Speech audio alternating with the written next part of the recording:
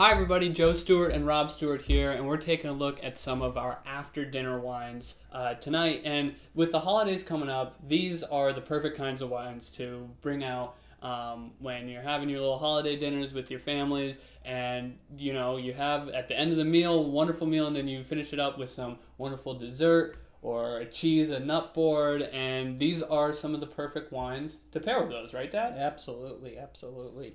Yeah, we have our Vin Tardive from 2008. Okay, that's 12 years ago. We have our non-vintage port-style wine called NB. And we have our 2011 Colleta, which is an 8-year in the barrel port. So that's what we're going to try. So let's check out this Vin Tardive. And this is a little bit different from these other two after-dinner wines. These two, maybe you'd think more of a dessert. This can go with maybe a more savory type of dish. Absolutely. So this is a wine that has about 3% residual sugar, but very high acid. It's made in the style of Vendage Tardive, which is it's a late pick, but not a sweet wine necessarily. It just has a little more sugar than normal, and it's the sugar that will combat anything with a little bit of sugar in it, but it's the high acid that really makes it go well with high salt savory things. So salty savory things, like I said, like a really nice cheese board or something like that would be perfect. Or the ingredients in quiche, so eggs, butter, cream, salt, bacon.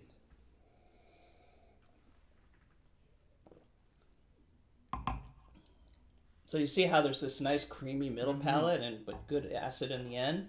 And I love that. You only get this with white wines that age a while, and you need the sugar and the acid to age it. But this has that sort of vanilla custard and the aromatics, a little bit of caramel, but still the fruit is very vibrant after 12 years of being in the bottle. And then next we've got our non-vintage unport. And we call this the unport because, of course, real port has to actually come from Portugal. We, of course, are not in Portugal, so we call it our unport, but still in that style. Why did you want to start making port? Why is it such kind of an important type of wine in sort of the specialty wine category?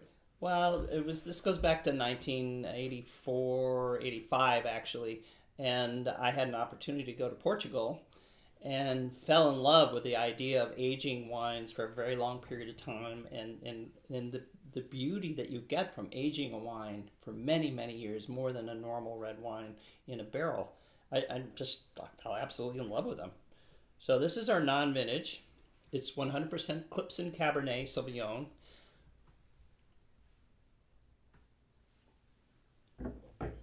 But what this wine is, and both these unports are fortified wines, meaning you start fermenting the grapes and you arrest the fermentation maybe halfway through the fermentation so that you get to keep maybe 10 to 12% residual sugar, but they are at around 20% alcohol. So they're rich. You see you've got some grapefruit, but you've got also a lot of age on this. This is actually a combination of 2002 through 2015 Cabernet Sauvignon that's been fortified. One thing I've always thought about the port is that it kind of or the non-port, is that it kind of has a raisiny flavor to it. And does that really only come when the wine ages like that? That's very intentional. Early on, these wines are very fiery, and that is because of the high proof alcohol that we add. It's 86% alcohol. But that fieriness goes away with time in the barrel, and that's why you get that raisiny. And these wines are made in the presence of oxygen. These wines are made, you can't make them without oxygen affecting the wine. So a still wine, a regular red bottle of wine exposed to the air that these are exposed to would be ruined in a few days. In the case of these fortified wines, you want air. And that's the beauty of these two unports. You can open them, have a glass, put the cork back in, and it will continue to age in the bottle. And you can open up 2 years later and it'll be even better. That's the cool thing about it. Just keeps the gift that keeps on giving. Right. So next we have the Colleta, which is similar, but there is some differences between this and the non-vintage. I'm not sure you can see it, but the Colleta is much lighter in color. And probably not. You probably can't see it. But this wine is a single vintage. This is all from 2011. It's also Clipson Cabernet Sauvignon.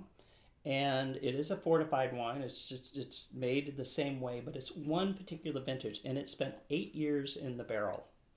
We made 25 cases of this, so basically one barrel, and we have another barrel of the 2011 that we're just aging in perpetuity. Just sitting on it. Just seeing what's happening. But you can see it's much more delicate, much more refined, just because it's pure 8 years old, where the non-vintage is young and old.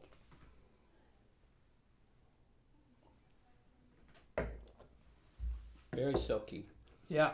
And both these wines are great. You can have it with dark chocolate. You can have it with like a Colston Bassett Stilton cheese. You can have it with toasted nuts. I mean, the classic is to sit by the fire and toast nuts in the fire and have some Stilton and a little cracker, and nothing better than that.